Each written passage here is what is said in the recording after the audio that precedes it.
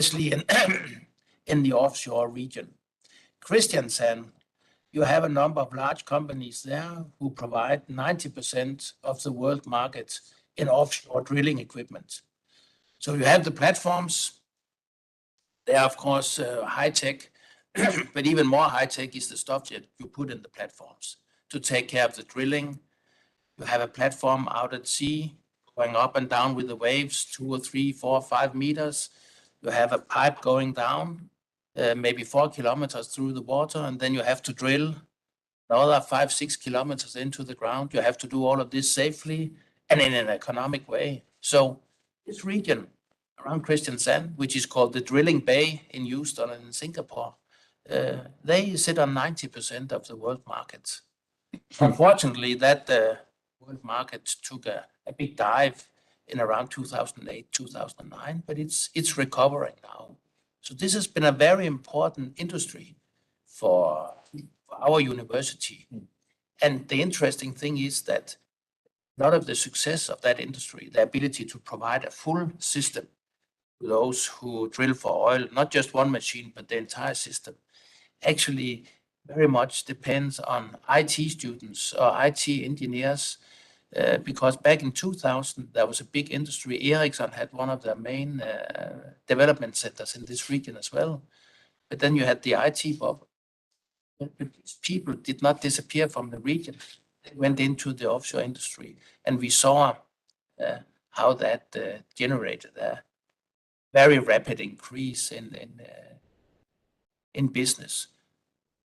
This region went from 1,500 engineers to about 14,000 engineers, 5, 6 years. So for a region with only 300,000 inhabitants, this is a major impact. So that's a little bit about the background. And I say that University of Agder sort of riding together with the industry of the region. That's always been our practice. That's especially the faculty where Linka and I come from, engineering and science. It's extremely important for us. We must be close to the regional industry and industry in general. So if we jump to the next one. So here are some of the numbers for the entire university. And you see the 2 campuses on top, the one in Christiansand, the older one at the bottom. When it was just being built, we moved there in 2010. So we have similar histories there as well, moving to a new campus in 2010. That's the one in Grimstad, where the 2 technological departments of the faculty, they belong, the ICT, Information and Communication Technology, and the engineering. So that's the way it looked when we just moved there. It's the only privately owned campus in Norway. So this means that we can build much faster than the other universities who are under government control. And we are so lucky that the ones who owns the campus, they let us live there for a cheap rent. And the only thing we have to make sure is that the only thing they demand is that we have the technological education in Grimstad, because they're very fond of technology. So we are just happy that we have a strong sponsor who loves technology. And that means that we, as I mentioned, if we jump to the next slide, please. And, this is how it almost looks today. The university in the middle, this is in Grimstad. And on the 2 corners, you'll see 2 companies that the university has built up exactly with the same purpose as was mentioned earlier. How do we commercialize research work done? How do we commercialize? How do we help the researchers and the students even to commercialize their products? So we've always been strong in mechatronics. We have national centers of excellence in that. So a very large mechatronic innovation lab built. It has been a huge success. It was supposed to facilitate all these large companies I mentioned to you earlier that sits on 90% of the offshore drilling equipment. But it was a blessing in disguise for them that these companies got into a lot of trouble in 2009 and 10. So they had to approach all the remaining industry in the region. They have more than 400 customers now, companies that seek help on automation digitalization, machine learning, 3D printing. So it's been a great success. They were forced to leave they still do a lot of work with the drilling companies, but they've been forced in cooperation with a broad spread of manufacturing companies and process industry. So that's been a success. i4Health has the main purpose of doing the same, not within mechatronics, but how can we commercialize our research within health and care? This is younger and is still finding its way forward. It's difficult to find good solutions. How do we cooperate with the end users, the municipalities, the researchers, and the companies? But hopefully we are getting there. And then Morrow is building on that parking lot is gone today. Morrow is building one of the 5 or 6 largest test facilities for car batteries in Europe. Right there, they're starting a factory 15 kilometers down the road. There'll be about 3,000 employees at the factory alone. So we are sort of adjusting again very rapidly, we think, towards battery. We've already had a lot of projects there. Yes. Just to inform Morrow, I think they have already signed one contract or MOU with Indian stakeholders when it comes to battery. Yes, in India. Yeah. So we are putting a lot of our eggs in that basket, but not all of them, because that's what we've learned, that you should be closely connected to as much industry as possible. If something goes down for a period, you can focus on others. I guess this is not rocket science, but that's one of the things we've learned in our relatively short existence. Otherwise, you can see the numbers. So our faculty has 4 departments: mathematics and natural sciences in Kristiansand, and information and communication technology and engineering sciences in Grimstad. Next slide, please. Okay, I guess we exchanged presentations, so you can look later at what kind of educations we have, but these are the ones in Grimstad. A lot of new educations are popping up that we do in cooperation with, for instance, business school, social sciences. So there's artificial intelligence already dominates the computer science education, but they've gotten their own integrated 5 years run. Cybersecurity is relatively new. And then we can see that lifelong learning, which is also teaching industry, digitalization, machine learning, same thing, is growing rapidly. So if we jump to the next slide, please. So in education, we have been adjusting towards this battery, putting in about 75 million Norwegian kroner into building up battery competence. So we already have a lot of projects within batteries, but that's mostly in automation and recycling, using robots to dismantle, identify and dismantle car batteries. It is going on in renewable energy department? But the battery competence project is going to be built up within the renewable energy, but a lot of the projects that are actually going on is also within the ICT and mostly within the mechatronics. So, but with the battery competence project, we want to focus on not the we also have a lot of companies who are very heavy in materials engineering, on the anode and cathode materials and stuff like that. And we have this recycling, but we want to get into the middle with the cell design and the cell development.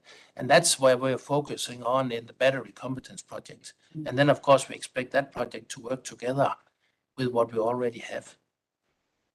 Then we have the first program in Europe in gaming didactics, a bachelor in academic esports.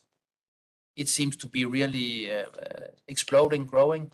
So many students, so many young people want to stay at home gaming all the time. I guess it's the same in India. It's why not use that? Why not make a bachelor for these people and for the teachers that are going to teach them in high school? This is the biggest growing business in the United States. It's larger than sport and Hollywood put together. Probably not close to Bollywood, but it's big. And we've jumped on that train because we have some very strong, dedicated people in that area. And then, as we talked about, we are written successful taking back the campus project. Yeah, I think we've done a lot there. Working hard, investing money, and simply getting the students to come and do stuff with us. Next slide, please. One of the things that's been a great success with us has been Align Racing, which is student-driven. We've realized that a lot of the good stuff that happens at our university is when the students are allowed to drive stuff themselves. We just give a little bit of boundary conditions and a little bit of funding, and otherwise keep out of the way. So this has been a great success. They build up their own organization every year, plus 60. And every year they manufacture a racing car and participate in a big international competition. So we are looking forward to 2022. 2 years of Corona has made no cars. And this year they're changing from combustion engine to 4 electrical motors. So we are crossing our fingers that it'll be driving around in Italy very soon. It will not be Silverstone this year. Next slide, please. Another thing that we invested heavily in is the first year study environment. How do we help students the first year to become students? So we employ up to 40 mentors, older students that simply take care of the students, make sure that you are not alone. Unless, of course, you want to be alone, right? Otherwise, the first year, we make sure you are part of a group. You study together, you work together on projects. And we have some data now from this after running it for 5 years that shows that students that come with poor grades or relatively poor grades from high school and join us, they produce more study points and get better grades if they're active in this. Whereas students with better grades shy away from this and work more isolated, get poorer results. I was surprised about how clear the results are. So this is something that we continue to put a lot of money into, and it has also shown us that we have to change the way that we have examination in the large mathematical topics. It has to be, we have to go away from the big exams, the big exam at the end. We want it more formative on the way that you get a lot of chances to let teaching and examination go into each other. So you work on stuff under supervision, of course, and suddenly, whoa, I have a B. Okay, I don't want to work anymore on integration. I can this stuff now. And you move on to the next. It is creating a little bit of tension at the faculty, but this is one of the places where we don't discuss so much. This is something we're doing. Next slide, please. Probably speed up. So we are faculty that is mostly funded by our teaching. We are very focused on the regional industry, as I've mentioned to you, but we still want our researchers to excel in certain areas. So let me show you some of the areas that the university has picked out, 8 areas that they prioritize. And at our faculty, we are so lucky that we are a part of 7 of those, hosting 5 of them. Yeah. So some of the other faculties, I think they are expecting that they will get some of those who come in the next round, but we have some strong competitors there as well, as I'll show you. But there is the Center for Artificial Intelligence Research. We have a strong group there. And It is artificial intelligence research. Is it applied in all discipline or something specific areas? This center here, they are very much into the algorithm development, but I see artificial intelligence is spreading everywhere. I was just one of my PhD students. We submitted a paper here, and he told me, "So welcome, Michael, to the world of artificial intelligence." What we did here, this deflection of a loader crane, the way that we modeled that is artificial intelligence neural networks. And say, okay, so that is it. So a lot of us are learning this. So this is spreading to all of the departments. It's becoming very applied. It's becoming like a toolbox in MATLAB very soon. Right? Already is, of course. In the health sector as well. Yeah. So But we have a very good group in CARE that also on the multi-algorithm development, especially the leader, Ole Christopher Granmo, has developed a new type called the Zetlin machine after a Russian mathematician. Zetlin. A lot of interesting things going on there, and they are very good at cooperating with other groups at the faculty and the rest of the university and about. Offshore mechatronics. I used to be head of that group. This is the one that is based on the drilling equipment.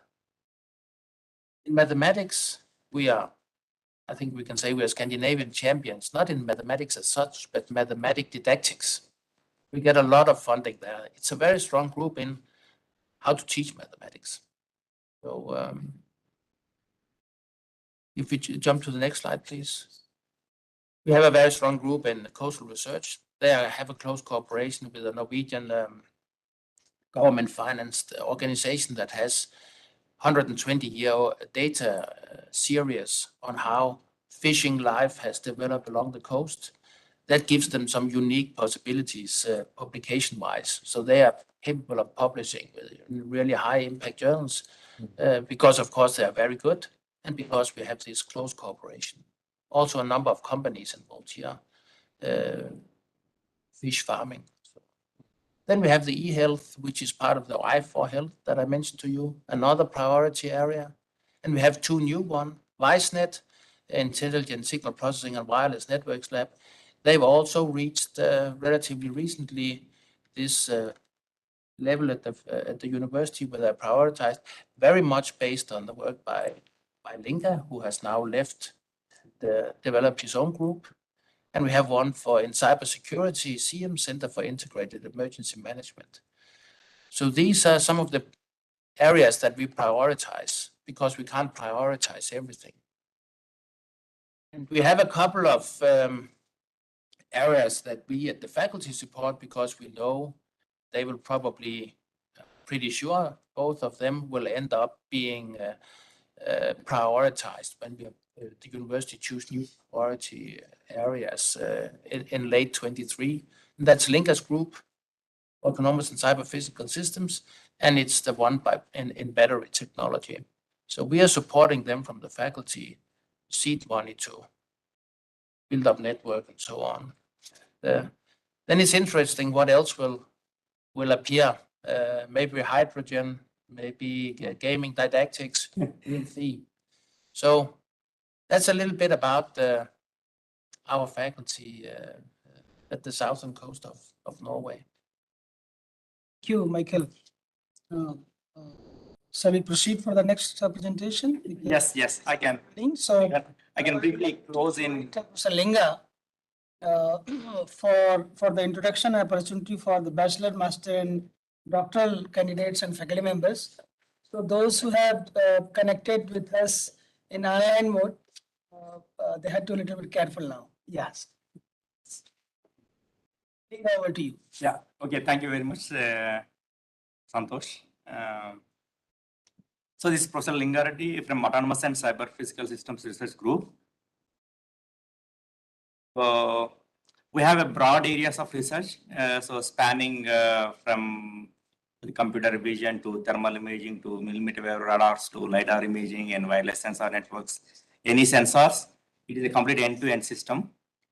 And we also quite active in drones and a swarm of drones and also circuit design, FPGA or ASIC level or IoT or wireless sensor networks or autonomous robots or a group of robots or connected systems or so it is completely bridging the gap between the computer science and electrical engineering or mechatronics or so it is mostly all science of engineering except the civil engineering or too much mechanical, but it is mostly computer science and electrical. We are quite active. We have several courses. I'm not going to touch upon all the details of this one. I will move on to slide. Next slide, please. So we have the major projects with India. So one is related to the drones. So mostly the major partners are IISc Bangalore and IIT Hyderabad and IIIT Hyderabad. Then we have another big project similar to what we have with IIT Indore is called INCAPS, Indo-Norwegian Collaboration in Autonomous and Cyber Physical Systems, where ISC Bangalore and IIT Hyderabad and BITS Hyderabad and IIIT Hyderabad are partners. That project is going to go up to 2023. Then we have the big project with IIT Indore and NIT Goa and IIT Palakkad and IIT Tirupati. That project goes up to 2024, where we have the huge possibilities for the student exchange and faculty exchange with fully funding. So I'm not getting into all these details. I will just move on and briefly talk about the opportunities. Just move on. Yes, move on. So this is basically to show what sort of infrastructure we have. The rework stations, we have the signal generators and spectrum analyzers and network analyzers, all sorts of, especially the millimeter wave range also, we have quite good equipment. More. Yeah. We have the various, the sensor nodes all the way, starting from Bluetooth to software defined radios to many custom nodes also we built so in-house. So that's completely possible. For example, if you look into the self-powered IoT nodes, so those were developed by a completely full-fledged node, which can be sold in the market right away. So those were developed by master students in our group. So we have huge possibilities in the communication lines. And we have also radars, LiDARs, thermal cameras, the thermal imaging and LiDAR imaging, and the drones especially, we are quite active at the moment, swap of drones. So these are the major activities going on. And also we largely cooperate with other groups within the university and nationally, also internationally, just more. Also, we closely collaborate with the local industries there, local research centers there. Yeah. So this is a slide I want to talk about. Since we have the money and we have the funding up to 2024, any bachelor student who would like to do the thesis with University of Agder along with a professor here, we give the full-fledged funding to be able to travel, to be able to stay in Norway. That is reasonably very good money, approximately 12,000 kroners per month. We cover the travel, we cover the students do not have to pay any tuition fee, and we give the scholarship that will be good enough for staying as well as lead the life same as the Norwegian students. They're in Norway for 6 months. Master students, it is the same. How long? 1,000 per month? 6 months. We provide 6 months for the bachelor and master students. Is there any number? No, sometimes we take, depends on how much good quality of students we get.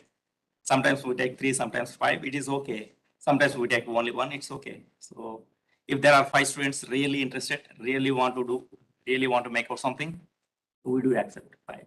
Is it in specific area or? It is all the large number of areas of computer science, electrical engineering, mechatronics, Which you have mentioned.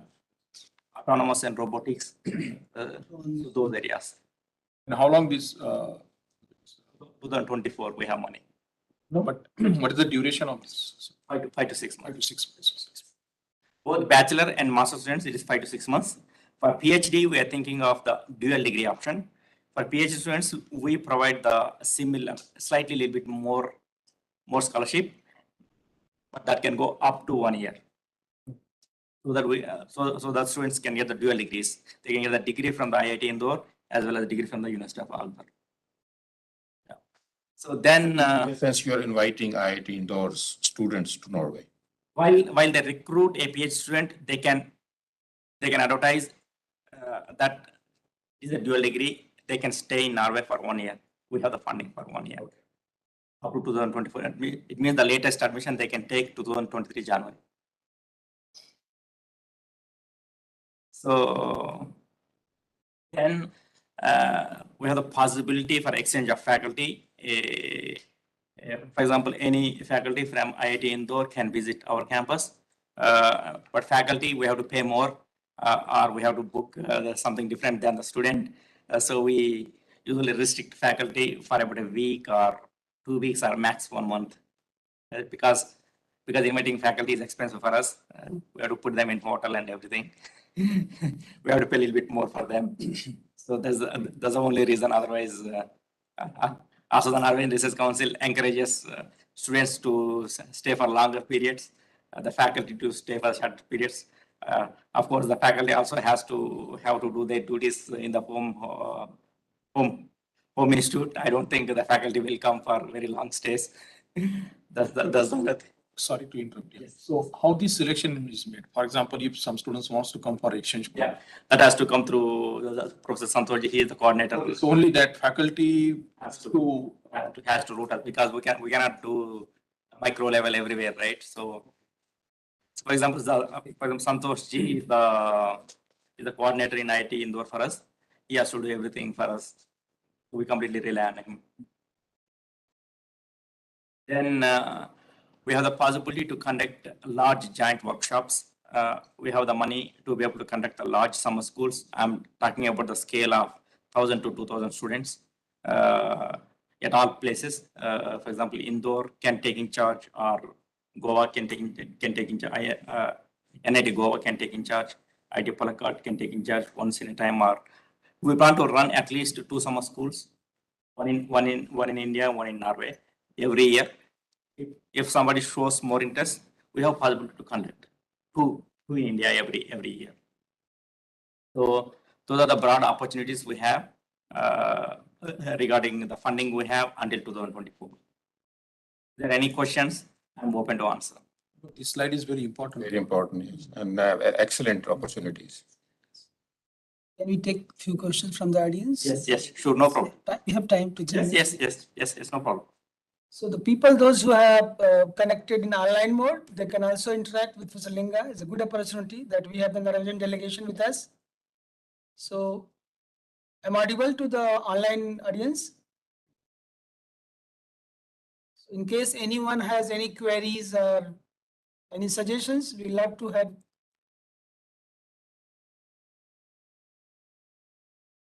It seems that the point discussed by Professor Linga is very clear to everyone. So thank you, everyone. So I have one question. yeah, Yes, no problem. sorry, I'm not getting the opportunity. And not individually from you, like from the everyone sitting here. So like we are talking a lot about faculty exchange, student exchange. In future, can we also explore the possibility of data exchange? Because like as the part of like our collaboration and all. So Data exchange is already happening. For example, we send data from India to the student who is about to start in Norway. We actually right away give the data. And they basically do at least 1/4 or 1/3 of the work within India itself before they land. It is a very well defined problem because they will be there for about 5 to 6 months. They have to produce the result. They have to write the paper. So it's not that the student will come and start there. Student is supposed to do 1/4 to 1/3 of the work before they land in Norway. okay. And in fact, I will just add for that, the Research Council and Norwegian government, we are very much open for open science. And this has been already been discussed by the DST Department and Science and Technology Government of India. So I have been regularly in touch with them and discussing how this could be promoted bilaterally. So in case I see some challenges from Indian side, but from our side, we are very much forward to have this kind of open discussion and open science exchange of data as well. So in the meantime, we have with us one question. Okay, yeah. The question, can you read out the question? Yes, sir. I am a master student and currently working on energy storage for capacitor and electrocatalytic water splitting, and I am interested in pursuing PhD. Are there any opportunities in that field? The question is, Are there any opportunities in supercapacitors and electrocatalytic water splitting? University of Augur. So actually, there were a couple of open fields in the battery, exactly the same area he is mentioning. I'm not quite sure the deadline is over or not. So to be able to tell you frankly about the PhD opportunities, to be able to get the PhD opportunities. Those are not like the regular recruitment in India. Whenever there is a funding with any faculty or any faculty gets funded project, they usually advertise. So as far as my knowledge is concerned, there were a couple of PhD positions advertised at University of Agra. Exactly the same area he is looking for. How can they see? I mean, can you suggest some web presence? So they can go to the uia.no, then they can look into the vacancies, or they can go to jobnorge.no. Then they can search for the all academic vacancies are posted www.jobnorge.no. UOPBNORGE.no. We will circulate to the students. Yes, I can. I would like to add here one thing. As Professor Linga said, it's we need to be very frank here. It is always competitive based, and there are two types of PhDs done in Norway. One is strategic funding from the universities. That is carried out by the university itself. How they make announcement. Anyhow, that needs to be make announcement for that. And students who are eligible, they can apply for funding, and it is like competitive based. The best candidate gets selected and get funding. This is strategic based funding from the universities. And another is funding from the research council based on the project funded. And many times the project they can include couple of PhD and a postdoc in their project. They get funded from the research council.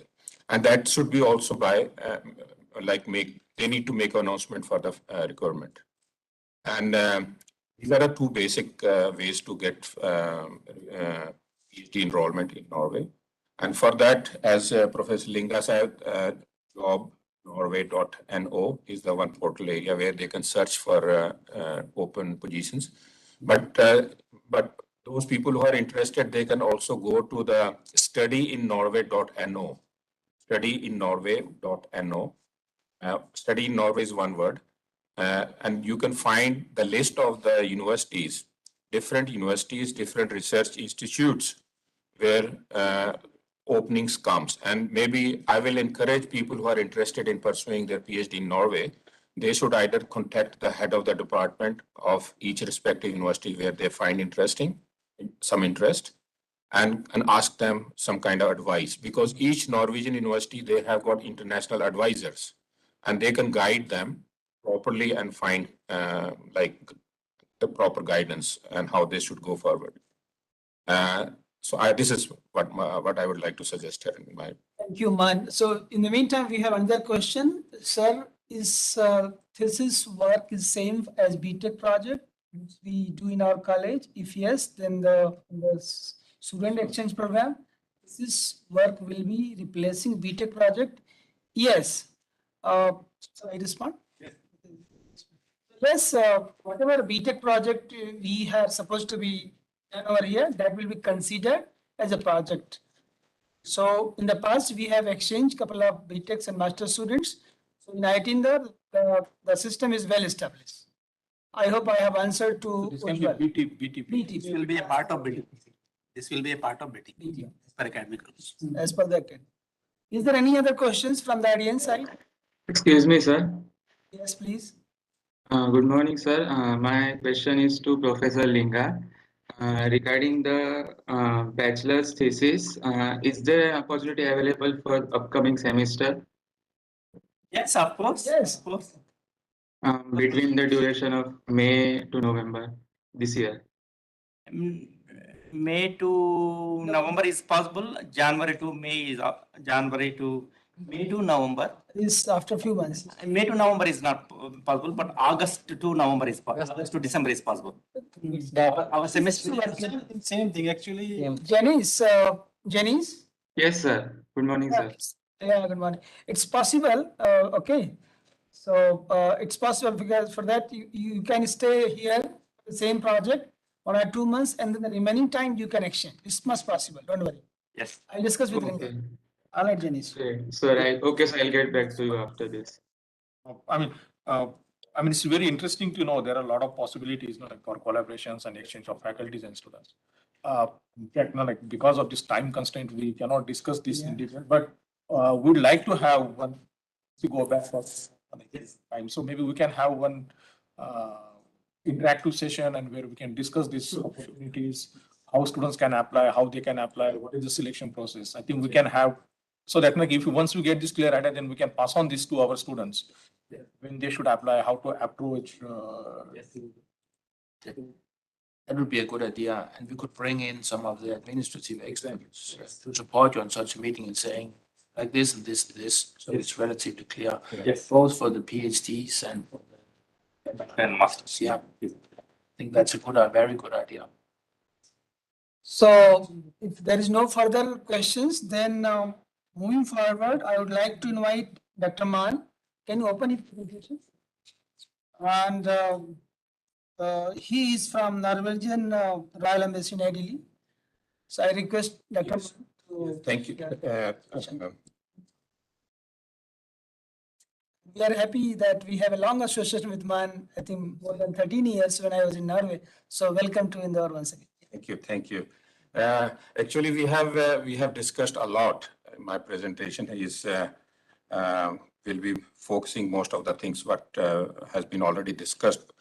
Keeping in mind, like we have like short time, so I will go very fast, and I welcome you all to ask questions while I'm going. So maybe we have like both ways communication. This is, you see that this the logos in the presentation. So I'm belonging to all these 4 organizations in Delhi.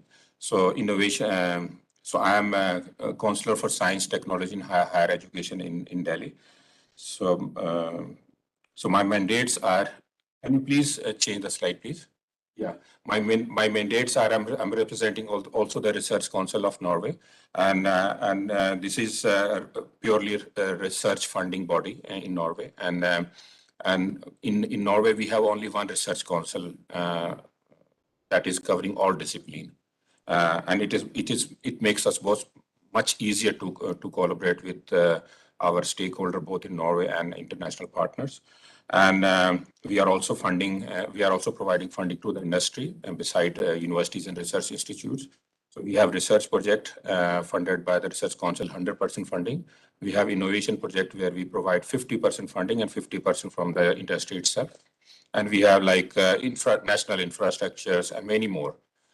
We are very much actively taking part in the Horizon Europe, the next framework program.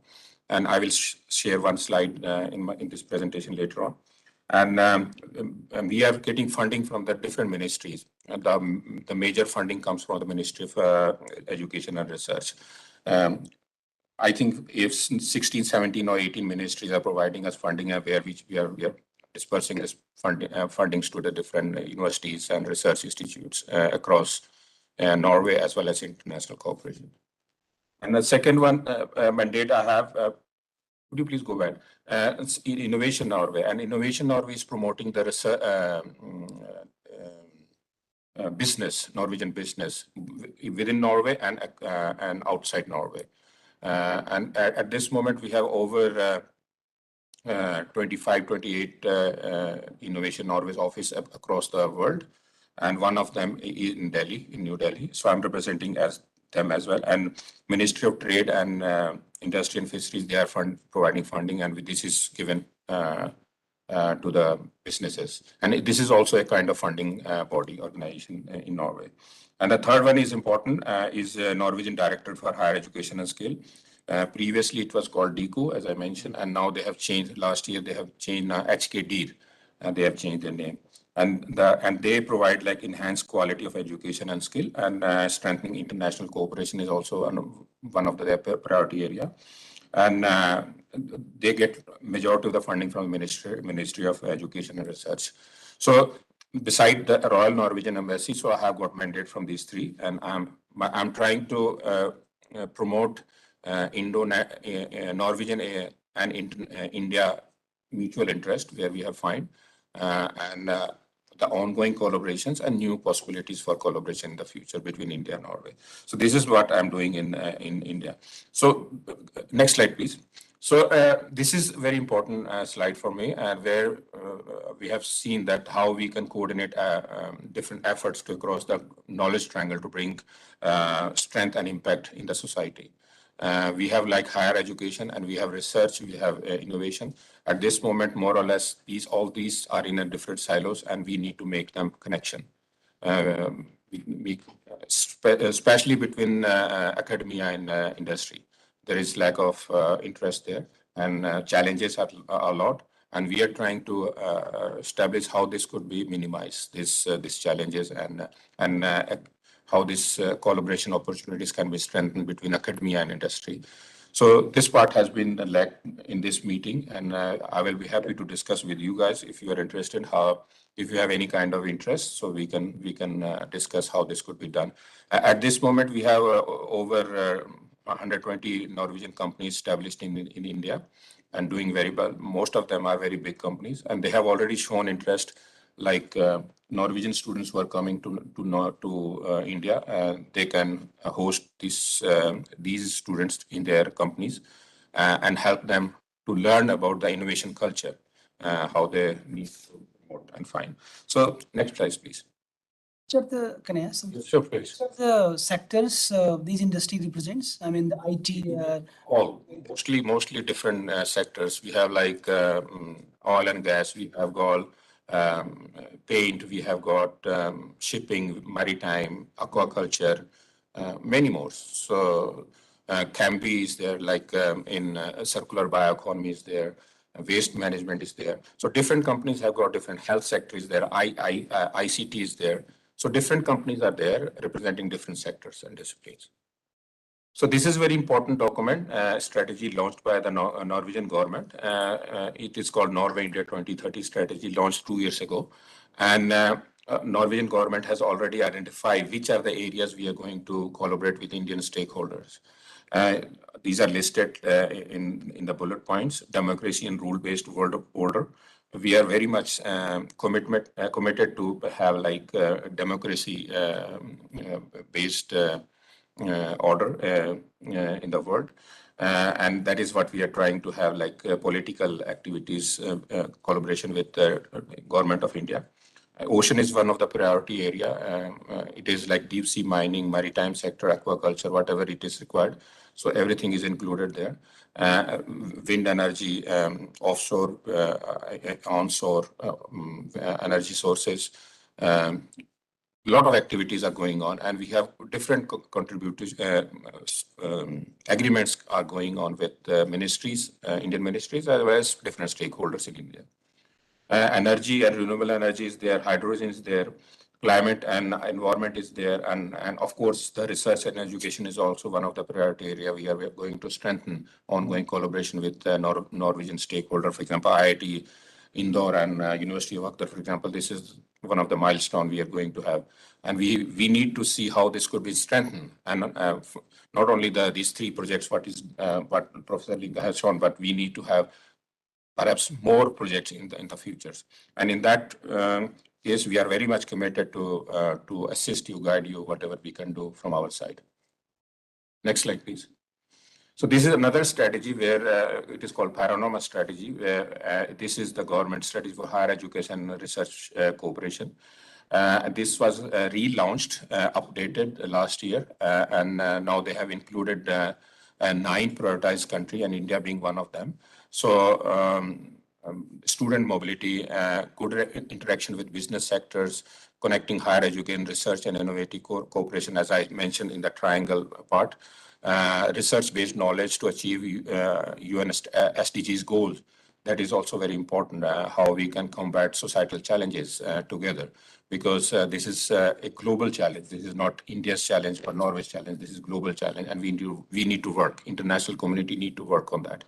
So this is important strategy, and very much important for India-Norway collaboration thing. Next slide, please.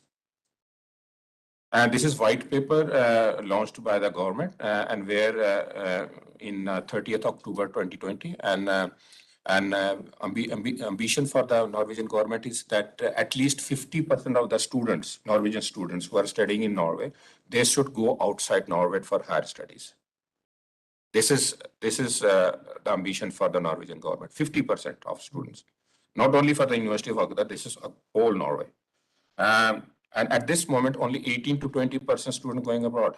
This means we have a big task in front of us. And that is what our ambassador, he is very much committed to have at least, we are both incoming and outgoing students from Norway. We are very much welcoming like Indian student going to Norway and also a Norwegian student coming to India. We are also has ambition at least 100 students per semester coming to Norway, Norway and India, vice versa. This is our ambition, and let's see how this could be achieved. And we are working very much proactive on that. We are very much working aggressive on this and doing what we can do to support our stakeholders on this. So you can get this slide and you can go through that after later on. And if you have any questions, maybe we can have a discussion on that. Next slide, please. So these are the thematic areas for future cooperation, has been already mentioned, based on the Norway India 2030 strategy: ocean and ocean management, renewable energy, sustainable society, ICT and health, climate and environment. You mentioned AMR is also mentioned there, food safety, security is there, aquaculture, marine litter, marine plastic, deep sea mining, blue economy, hydrogen, LNG, wind and solar energy, circle. These all, as I mentioned, we have already over 200 ongoing projects between India and Norway going on, and most of them are within these sectors, this discipline. So very interesting projects are going on, and my role is to increase that number to more than 200, maybe 250 and 300 in upcoming years. So this is my role. Next slide, please. This is some of you have mentioned, like you have got good cooperation with Nordics. So we have already started one cooperation between Nordic embassy in India. So there are 4 embassies: Norway, Sweden, Denmark, and Finland. So we got funding. We got funding from the Nordic Council of Ministers to work and showcase the Nordic interest, including Norwegian interest in India, within circular economy and green transition. So this is a very good project, and I'm the coordinator of this project. I'm working with my colleagues, science and technology counselor from different 4 embassies. And so we will be, the plan for this project is one high level Nordic India dialogue, policy dialogue from the ministry level. And that has been performed in January. So we invited like ministers from both the countries.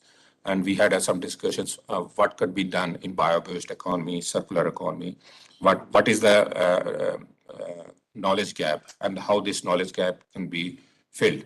So this has been discussed, and we are writing one report on that. And based on that report, we are planning to have 2 workshops, one in Bangalore and second one in Pune. Hopefully within next 2 months, we will be organizing 2 workshops, a huge workshop. The first dialogue meeting was closed one, and second one hopefully that will be open, and we will invite like people from different sectors to discuss and take part actively. And based on these 3 meetings and events, so we will write one report, and that report will be hopefully the target for upcoming calls between Norway and India, or Nordic and in India. Or we are also trying to establish one kind of center for excellence with Norway and India, or Nordic and India, with a circular economy. So this is also we are working on that. So this is how we are working here. This is one example of what I wanted to highlight here. Next slide, please. This is Norway being associate country in the European Commission. So we have been working very much closely to promote India as a partner for Norway, or India as a partner for European countries. So this is the late statistic from May 2020, and you can see we have already 36 contracts with Indian stakeholders have been done when it comes to Horizon 2020, the previous framework program. And if you add some more after that, maybe so that 36 could be increased to some higher level. So this is again, we are also promoting how India can be a part of the project when applying funding from the European Commission or Horizon Europe, the next framework program that has been already started last year.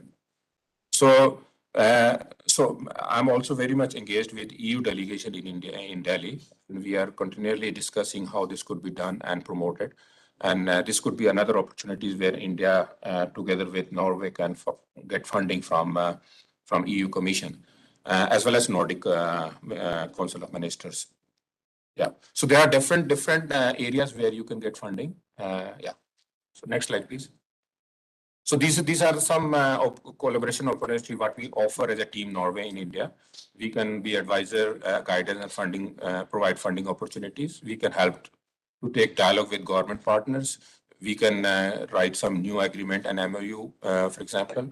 Delegation visit to promote and explore science, technology, and higher education. For example, we can also provide, if IIT Indore with some other of your colleagues from industry partner who want to visit to Norway, we'll be happy to guide you, assist you, taking your as a delegation to Norway. Yeah, and yeah, so this is any new business opportunity you have. So we can explore there with our Norwegian partners, and you have already some base there. Hello. Director. Suhas, our director of the institute. Yes. Hello. Nice to meet you. Currently, you have flight at 12 o'clock? 12:15, yes. 12:15. I think you need to be. Yes. Yes. He's Professor Linga, Meeting. Professor Misha, and Professor Mansi from Vijay. Yes. Nice to meet you. Meeting. So this is actually a collaboration opportunity what we have listed. So if anyone of you have any kind of interest within these bullet points, and we will be very much interested to explore your collaboration together with us, where we can invite our Norwegian colleagues or Norwegian industry in a platform, whatever is required. Yeah. So having said that, so I will stop my presentation here, and you have already this presentation, so please feel free to share to all. Thank you. Send with our faculty and students. Yeah, sure. So any question, any comments? So we had like good discussions on. So University of Edgar has a lot of this funding possibilities for the exchange of students, faculties for BTech, MTech students. So after this like meeting, we are going to have one more round of discussion where we can like see that how our students can go and undergo the semi-selection. Also, they have also a lot of emphasis on the innovation. Yes. So in fact, they have this Norwegian embassy has several programs to promote innovations on different areas. So right now they have identified some 8 thematic areas, Okay. which is very much overlapping with. Exactly. That's the way it should be, that your university identifies the core areas you would like to participate. Yeah. Our university also would identify the faculty members. And then there could be dialogue between the faculty members. But to tell you the truth, that students will come and go in the institute. They will remain here for 3 years, 4 years, 5 years. But the professors will remain there for 30, 40 years. Yes. So it's good to align yourself, your professors and our professors together first, and then build on that partnership. So then you will have a continuous exchange of students from our university to you are to here. You know, we also have several departments and several expertise in several departments. So that ensures that you have a good number of students.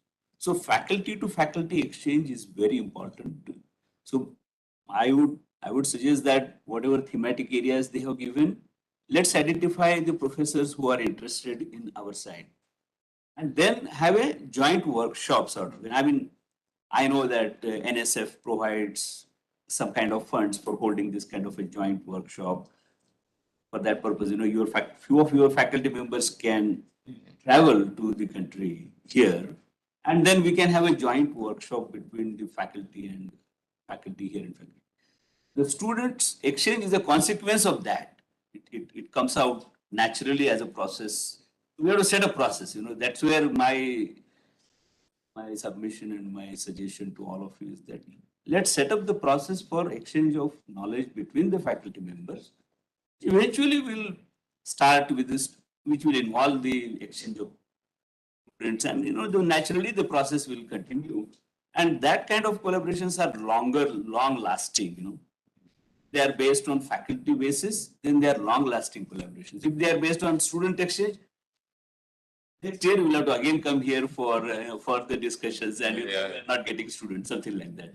So that should not be. You look at, and every university has a very long life. I say that we are 13 years, means we are a very, very young university in the institute. In fact, both institutes, they started at the same time. The same time.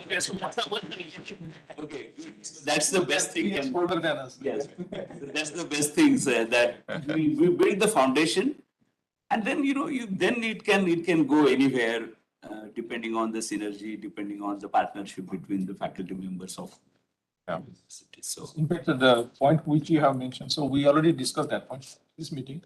They are visiting several IITs now. So once they go back, so what we propose that we can circulate, they identified some thematic areas that we will circulate with our faculty. absolutely, yeah. Then we can involve faculties from both the sides and organize one interactive session. So that the faculties which are having mutual interest, they can identify, they can write projects, see how can facilitate the student. Our IITs are independent institutions. They are not related to each other. They are kind of autonomous institutions. So if you say, so there sometimes they are, there are complementary skills, sometimes there are exclusive skills also. So some universities, some IITs are good at some areas, some IITs are good at some areas. So that also you can think of, and you can match with the kind of, where do we collaborate on what areas. So that also is a better way of looking. Actually, the good part is that the thematic areas which they have identified, it's very much overlapping with us. If, a lot of possibilities are. if you have anything that is not overlapping with the University of Aghtar, so please let us know. So we have different universities as well. So we will try to match with other stakeholders, Norwegian stakeholders. But you have already best candidate from Norway. So whatever they have interest, so please go ahead. And if you don't find some kind of mutual interest is not overlapping, so please let us know. I think this is very good advice. Now we show some thematic areas where we're focusing. When I present that, I see the people, right? Exactly. It's the people who is behind it. It's the faculty. They're the ones who decide where we actually go, right? Artificial intelligence, yeah, but not because it comes from up top, because we certainly have some strong professors. Autonomous and cyber-physical systems, it's not something we just think up. It's because we have Linka, right? That's the way it works. Our newest professor, by the way. We have one project also running, sir, funded by nice. Norwegian Research Council, and we have money as well. Very nice. So probably May onwards, we are going to exchange the students, doctoral candidates and masters and bachelor too. So Very nice, good yeah. progress going on.